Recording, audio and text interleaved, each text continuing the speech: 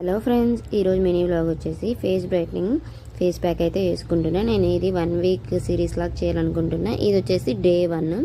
First కొంచెం పసుపు, తర్వాత coffee powder, 2 spoons of curd వేసుకొని కలుపుకోవడమే, అంతే రెడీ అయిపోతుంది. ఇలా పేస్ట్ లాగా అయినాక ఫేస్కి అప్లై చేసుకోవడమే. నీట్గా ఫేస్కి మొత్తం మసాజ్ చేసినట్లు అప్లై చేస్తే తొందరగా స్కిన్లోకి అబ్జర్వ్ అవుతుంది. మనకి రిజల్ట్ కూడా మంచిగా ఉంటుంది.